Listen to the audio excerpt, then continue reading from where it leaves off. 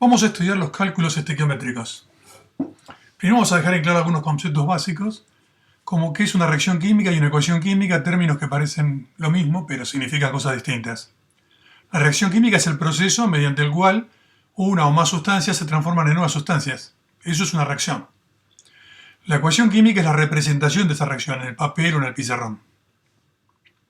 En una reacción química podemos distinguir los reactivos o reactantes, que son las sustancias que inicialmente mezclamos para que reaccionen, y los productos de reacción, que son los que se van a formar.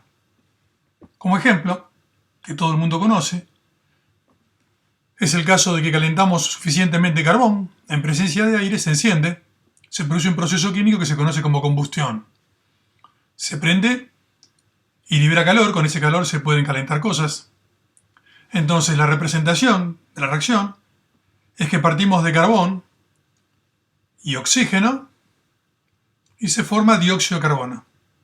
Un componente sólido reacciona con un gas que está en la atmósfera y produce otro gas.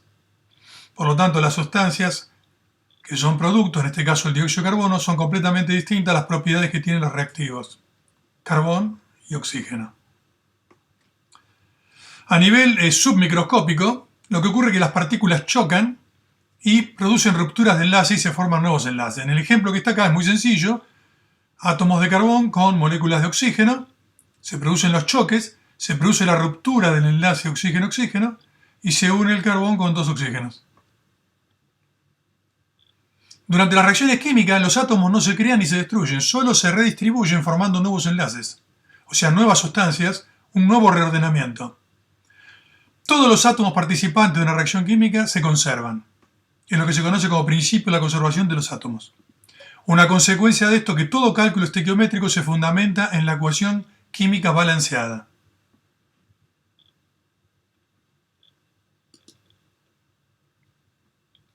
Existen diversos métodos para ajustar ecuaciones químicas.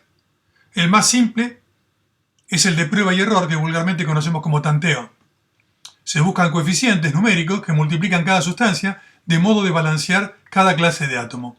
Por ejemplo, en la ignición del magnesio, el magnesio se combina con el oxígeno del aire y produce óxido de magnesio. Uno podría intentar balancear esto diciendo, bueno, acá hay dos oxígenos, acá hay uno solo. Si yo pongo un 2 debajo del oxígeno, en este punto, tendría balanceada la ecuación. Sin embargo, al poner un 2 acá abajo en el oxígeno, estaríamos cambiando la fórmula del óxido. Y la fórmula del óxido no se puede cambiar, siempre es un átomo de magnesio unido a un átomo de oxígeno. Por lo tanto, para balancear lo que se hace siempre es colocar números o coeficientes delante de cada una de las fórmulas de las sustancias. El número que va delante va a multiplicar tanto al magnesio como al oxígeno. Entonces, si hay dos oxígenos en el primer miembro, tiene que haber dos en el segundo. Eso obliga a poner un 2 delante del óxido de magnesio. De esta forma tenemos que este 2 multiplica al oxígeno y hay dos oxígenos de los dos lados. Pero al multiplicar al magnesio hay dos magnesios y acá hay uno solo. Entonces seguimos avanzando y esto obliga a poner un 2 delante del magnesio. Y acá llegamos a la ecuación balanceada. Hay dos magnesios en cada miembro y hay dos átomos de oxígeno en cada miembro. Los coeficientes empleados para balancear una reacción química se conocen como coeficientes estequiométricos. El conjunto de coeficientes, en este ejemplo 2, 1, 2, acá hay un 1 que no se escriba, porque si está escrita la fórmula es porque hay como mínimo 1. Entonces 2, 1, 2 serían los coeficientes estequiométricos de la ecuación ejemplificada. La ecuación balanceada nos indica la proporción de partículas en que se combinan los reactivos y se forman los productos. Acá tenemos una representación del magnesio incandescente, por ejemplo en una bengala.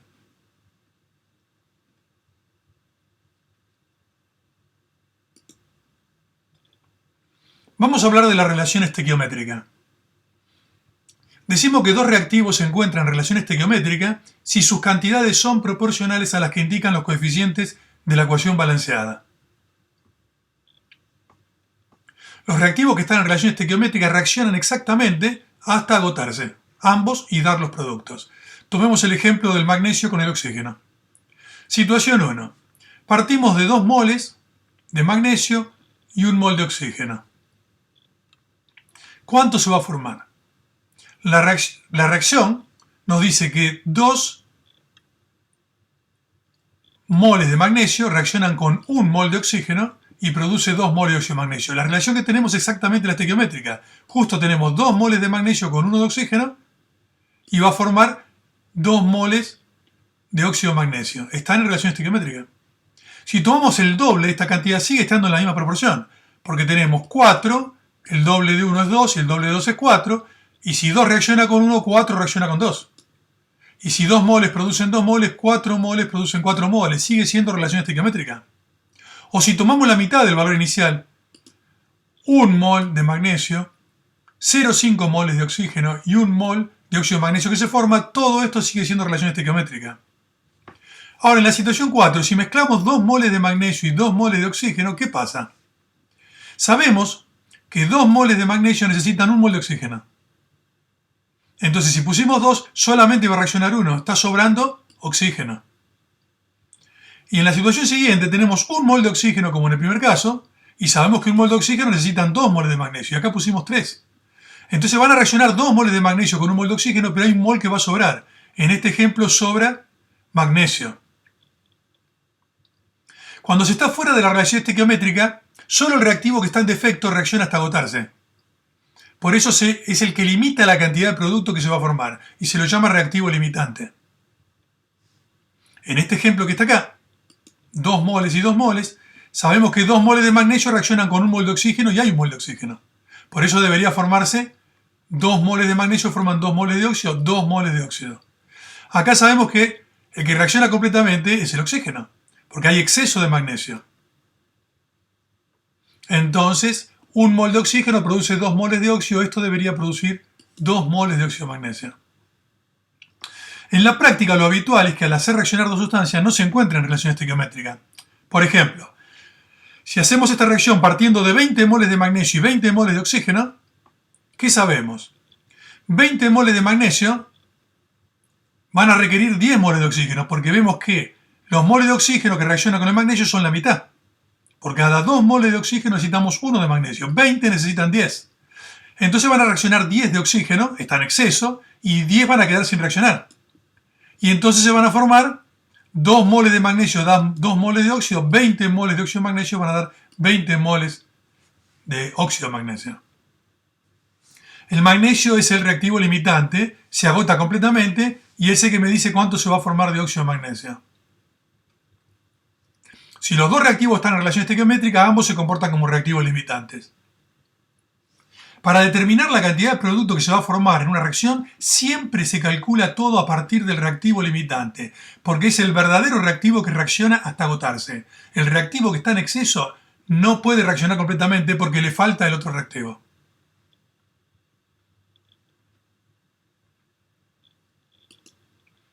Pensemos en un reactivo limitante en una reacción hipotética. Supongamos que A reacciona con 2B y forma AB2. Representemos A con bolitas rojas y los átomos de B con bolitas verdes. Se unen un A con 2B y se forma la molécula AB2. Vamos a ver el caso 1 en relación estequiométrica. Tenemos 4 átomos de A. ¿Sí? A necesita reaccionar con el doble de B. Por lo tanto, si cada uno de los rojos necesita 2 de los verdes, necesitamos, para que reaccione completamente, tener 8 de los verdes. Y acá tenemos 1, 2, 3, 4, 5, 6, 7, 8 verdes. Quiere decir que van a reaccionar perfectamente. Cada roja se lleva 2 verdes. Y se producen 4 moléculas de AB2. Se dice que están en relación estequiométrica. No queda ni A ni B sin reaccionar. Todos los reactivos se consumen completamente y se forma la cantidad que indica A o que indica B. Cada A forma una molécula de AB. Así que si hay 4 de A, se van a formar 4 moléculas de AB2. Y cada 2B se forma una molécula, entonces 8 van a formar 4. 1, 2, 3, 4. O sea que calculando a partir de A o a partir de B da lo mismo porque ambos son reactivos que están en relación estequiométrica. Supongamos ahora que el reactivo limitante es el rojo. 4 rojas necesitan 8 verdes para reaccionar. Pero acá tenemos 1, 2, 3, 4, 5, 6, 7, 8, 9, 10, 11, 12. Estas 12 no podrían reaccionar nunca. Porque faltan rojas. Porque las 4 rojas toman 2 verdes, o sea, toman 8. Y producen nuevamente, igual que antes, 4 moléculas de producto. Y como eran 12, quedan 4 en exceso sin reaccionar. Decimos que B es el reactivo en exceso y el que reaccionó hasta agotarse completamente, se consume todo, es el A, el rojo. Decimos que el rojo es el reactivo limitante. En el caso 3 es al revés. Vamos a poner 1, 2, 3, 4, 5, 6, 7, 8 verdes necesitan 4 de las A, de las rojas.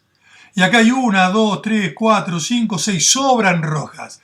Sobran 2 rojas, se usan 4 y se consumen todas las verdes, las 8 verdes. Se producen nuevamente 4 moléculas de producto y queda A sin reaccionar en exceso. El reactivo limitante es el B. En todos los casos se produjo la misma cantidad de producto. En este caso, calculando con A o con B da lo mismo porque ambos están en relación estequiométrica. En el caso que está acá, para calcular la cantidad que se va a formar hay que tomar el limitante que es el rojo y en este caso hay que tomar el verde que es el limitante. Volvamos al ejemplo de la ignición del magnesio. Empleando números y veamos los distintos casos que se pueden presentar. Primer caso en relación estequiométrica, o sea, reactivo limitante ambos. La ecuación balanceada, ¿qué nos dice? Nos dice que 2 moles de magnesio reaccionan con, acá no dice nada, con 1 mol de oxígeno o dioxígeno para formar 2 moles de óxido de magnesio.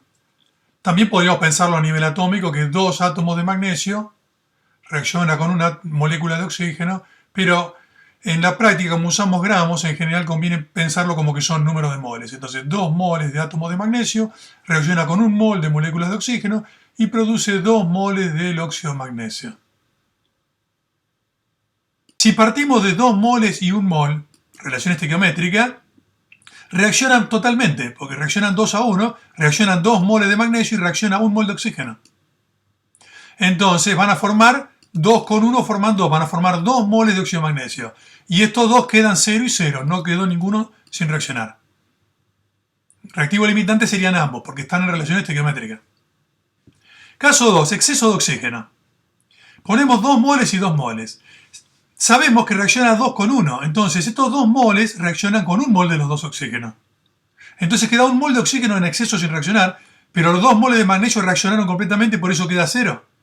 Y como 2 moles de magnesio, que es el limitante, produce 2 moles de óxido de magnesio, se van a formar 2 moles de óxido de magnesio. En este caso el limitante es el magnesio. Ese que reacciona hasta ir a 0. El que está en exceso no. Y el cálculo se hace a partir del limitante.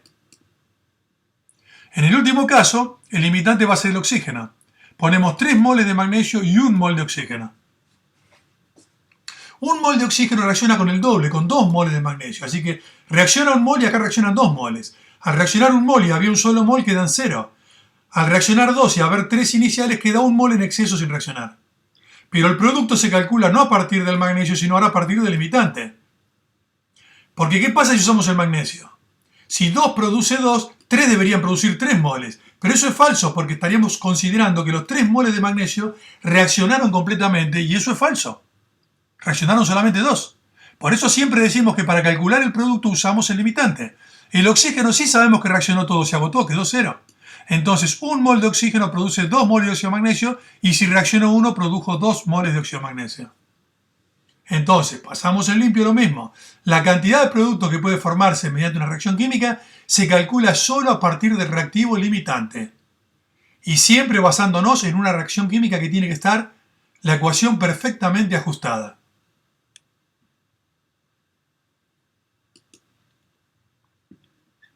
Vamos a hacer un ejemplo un poco más complejo.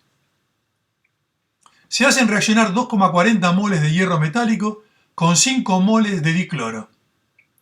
Determinar la cantidad de cloruro de hierro, 3, que se obtendrá, y su masa, y la cantidad de reactivos sin reaccionar y su masa. Lo primero escribimos la reacción, reactivos y producto. ¿Quién reacciona? Hierro con dicloro. El cloro, vulgarmente, es un gas diatómico. La IUPAC recomienda llamarlo dicloro. Se produce un compuesto que es cloruro de hierro 3. Fórmula hierro cloro 3. Esta ecuación no está balanceada. La podemos balancear fácilmente si hacemos un pequeño intercambio. Si acá hay 2 cloros y acá hay 3 cloros, este 2 lo podemos poner acá adelante y este 3 delante del cloro, de manera que 3 por 2 da 6 y 2 por 3 da 6. Hay 6 cloros en cada lado. Nos quedan 2 hierros, por lo tanto 2 hierros acá. Vamos así a la relación estequiométrica, que la podemos pensar a nivel atómico, diciendo que 2 átomos de hierro reaccionan con 3 moléculas de cloro, produciendo 2 unidades de fórmulas de cloruro de hierro 3, que es un compuesto iónico. No es una molécula. Si pensamos en moles, serían 2 moles de hierro, reaccionan con 3 moles de dicloro para producir 2 moles de la sal cloruro de hierro 3. Acá tenemos la relación en moles. Tenemos 2 moles, 3 moles, 2 moles, lo que vamos a decir. Esos moles se pueden traducir en masas, por lo tanto son 111,70 gramos de hierro. Reaccionarían con 212,70 gramos de dicloro y producirían 324,40 gramos de la sal. Sabemos que la ley de Lavoisier dice que las masas no cambian una reacción química. Quiere decir que si esto está bien balanceado, estas dos masas tienen que sumar la masa de producto. Es una manera de constatar que el proceso fue bien balanceado. No hay que olvidar de balancear. En el fragor de un examen es muy común que los alumnos se pongan a resolver un problema estequiométrico sin revisar bien el balance. Y todo lo que hacen después queda invalidado. No tiene significado un cálculo estequiométrico sobre una ecuación que no está balanceada porque las relaciones son falsas. En este caso, si trabajamos con moles, la relación estequiométrica es que 2 moles de hierro requieren 3 moles de cloro. Lo vemos acá arriba. Entonces, los 2,40 moles de hierro que estamos haciendo reaccionar requerirán X. Simple proporción. Eso da 3,60 moles de cloro. Es lo que necesitamos para que reaccione todo el hierro que nosotros estamos haciendo reaccionar acá. Pero tenemos 5 moles. Necesitamos 3,60 y tenemos 5. Esto está claro, tenemos más cloro del que necesitamos. Por lo tanto, los 2,40 moles de hierro necesitan solamente 3,60 para reaccionar. Por lo tanto, ¿el hierro es el reactivo limitante? Entonces podemos decir que 2 moles de hierro, lo vemos acá, producen 2 moles de la sal. Entonces los 2,40 moles de hierro que tenemos nosotros producirán X, o sea 2,4 moles de cloruro de hierro 3. Listo, el resultado es ese. ¿Qué cantidad de cloro queda sin reaccionar? Bueno, para ello miremos cuánto cloro reaccionó. Sabemos que 2,40 moles de hierro reaccionaron con 3,60. Así que si pusimos 5 moles y reaccionaron solamente 3,60, esta diferencia nos da 1,40 moles de cloro o dicloro sin reaccionar. Ese es el excedente que sobra y queda en el sistema sin reaccionar. Si nos piden las masas, podríamos haber hecho todos los cálculos empleando las relaciones en masas directamente.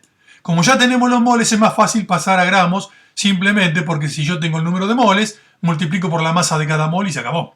Entonces, la masa que se obtuvo de cloruro de hierro 3 es el número de moles, que es 2,4, por la masa molar del cloruro de hierro 3, que es 162,2 gramos por mol.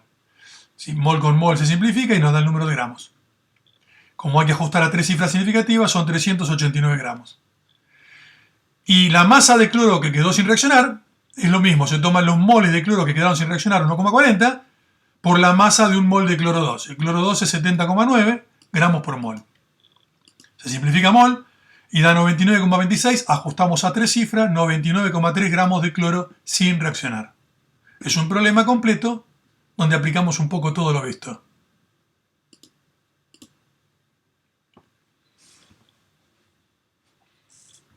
En la práctica, los reactivos que se utilizan nunca son puros.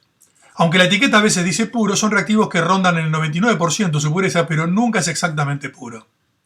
Entonces la realidad de la industria es que los reactivos tienen un porcentaje de pureza y ese porcentaje nos indica cuántos gramos puros hay cada 100 gramos totales, o lo que es lo mismo, cuántos kilogramos puros por cada 100 kilogramos totales es el porcentaje de pureza. Por ejemplo, el hidróxido de sodio, si tiene 95% de pureza, nos dice que cada 100 gramos totales, solamente 95 gramos son hidróxido de sodio, el resto son otros materiales. Entonces, vamos a suponer que las impurezas son inertes y que no reaccionan como el reactivo, porque si no el cálculo es mucho más complicado. Escapa un curso básico de química. Acá tenemos una imagen de las lentejas de hidróxido de sodio. Jamás se les ocurra tocar con las manos porque es muy cáustico. Produce quemaduras muy serias. Si hacemos reaccionar hidróxido de sodio impuro, solo reacciona la masa que es verdaderamente hidróxido de sodio. Por ejemplo, si usamos 20 gramos del reactivo, solo de esos 20 gramos el 95% es puro. Entonces el cálculo que tenemos que hacer es el siguiente. Si 100 gramos totales impuros contienen 95 gramos que son hidróxido de sodio verdaderamente, 20 gramos totales contendrán X. Entonces multiplicamos 20 por 95 y dividimos por 100, da 19 gramos de hidróxido de sodio. Quiere decir que en esos 20 gramos hay 1 gramo que no es hidróxido de sodio, que son impurezas. Ahora, sacar el 95% de una masa equivale directamente a hacer 0,95 por 20 y eso da 19. 0,95 en lugar del tanto por ciento es el tanto por 1. El tanto por ciento toma que el todo es 100, el tanto por 1 toma que el todo es 1. Entonces 95% es 0,95. 50% es 0,5. Entonces sacar el 95% de una cantidad como 20 es agarrar 20 y multiplicar por 0,95. Cada cual lo hace como quiere. Otra cuestión que aparece en los problemas estequiométricos es que las reacciones químicas avanzan formando la máxima cantidad de producto en algunas situaciones y se llaman reacciones de desplazamiento total. Pero en otros casos avanza hasta un cierto grado de conversión y no avanza más. Y ese grado de conversión depende de la temperatura y algunos otros factores. En realidad, en la práctica existen diversas causas que hacen que una reacción no avance todo lo que uno espera. Por ejemplo, por pérdidas mecánicas accidentales en las operaciones de laboratorio e industria, uno obtiene siempre menos de lo que espera. Muchas veces, los reactivos pueden producir y formar más de un producto paralelamente, se llaman vías paralelas, y entonces no va a formar nunca todo lo que uno quiere, sino que una parte reacciona dando otra cosa. Las reacciones a veces tampoco avanzan hasta el 100% de conversión porque se detienen antes y llegan a un estado de equilibrio. Se llaman reacciones reversibles y corresponde a otro tema de la química. Lo importante es que tenemos que saber que las reacciones en muchos casos no alcanzan la conversión total, al 100% de rendimiento. Entonces se le suele llamar rendimiento real a la masa real, cantidad real, o sea, moles reales o prácticos reales que uno obtuvo en el laboratorio. Mientras que el rendimiento teórico es la cantidad o masa máxima que se espera obtener. El rendimiento porcentual es comparar los moles reales contra los moles teóricos esperados o la masa real contra la masa total esperada. Por ejemplo, si obtenemos la mitad de los moles esperados, eso da 0,5 por 100, nos da 50%.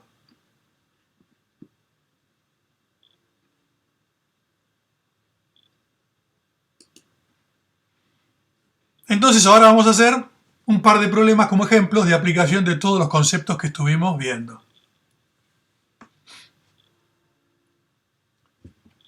Deseamos preparar cal viva. La cal viva es el óxido de calcio. Se utiliza para la construcción. A partir de 250 gramos de piedra caliza. La piedra caliza es un mineral, es carbonato de calcio, que tiene un 95% de pureza. Suponiendo que la reacción tiene un rendimiento del 87%, ¿qué masa de cal podemos obtener? Acá tenemos una formación rocosa de calizas en la naturaleza. De la caliza se extrae la cal. Bueno, la ecuación se representa de la siguiente forma. En un alto horno a alta temperatura se muele la caliza y se la calienta fuertemente cerca de 1000 grados. El carbonato de calcio descompone dando la cal, óxido de calcio y el dióxido de carbono que se desprende. Como nos piden masas, vamos a trabajar todo con masas. Acá tenemos un mol de carbonato de calcio. Si sumamos las masas de un mol de calcio, un mol de carbono y 3 moles de oxígeno de la tabla periódica, esto da 100,09 gramos. El óxido de calcio que se forma, 56,08 gramos. Esta es la relación de masas. Podemos pensarla en gramos, en kilogramos, en toneladas. La proporción siempre es 100,09 partes de carbonato de calcio producen 56,08 partes de cal. ¿Cuál es la masa de partida? ¿De cuánto carbonato de calcio parto? Me dicen 250 gramos de piedra caliza, pero 95% de pureza. Entonces sabemos que cada 100 gramos totales impuros de caliza, 95 gramos son carbonato de calcio. Entonces, si usamos 250 gramos de esa caliza que es impura, fíjense, impuro con impuro y acá puro con puro. Entonces nos va a dar 237,5 gramos de carbonato de calcio. Esta es la manera correcta de hacer la regla de 3.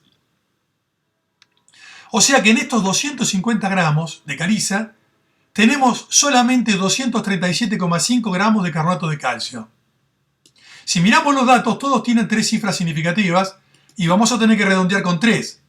¿Y por qué dejamos 4? Porque este no es un resultado final. No conviene redondear de movida. Conviene dejar para el final.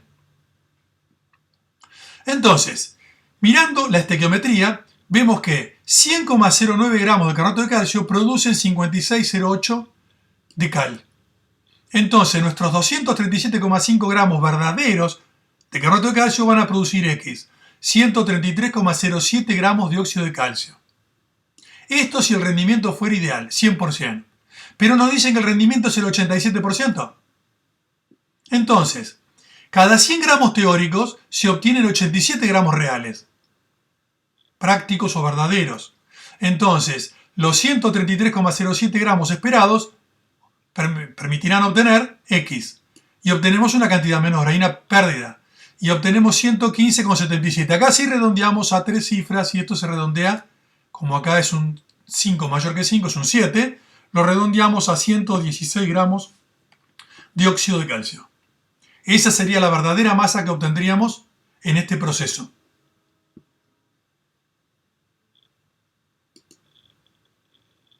Vamos a hacer un cálculo que cuesta bastante entender, que es lo que se suele llamar un cálculo inverso.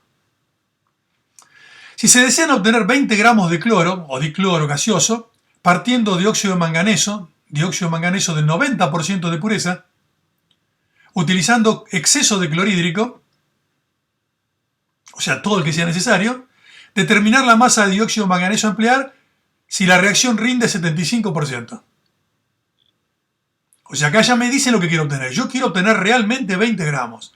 Primero empezamos por la reacción. El dióxido de manganeso reacciona con el ácido clorhídrico cuando se lo calienta produciendo cloruro de manganeso 2, dicloro y agua. Esta ecuación no está balanceada. No es difícil de balancear porque si miramos hay 2 y 2, hay 4 cloros. Poniendo un 4 delante balanceamos cloros. Ahora, poniendo un 4 delante, tenemos 4 hidrógenos, obliga a poner un 2 delante del agua para tener 4 hidrógenos. Y el resto queda todo balanceado. Un manganeso.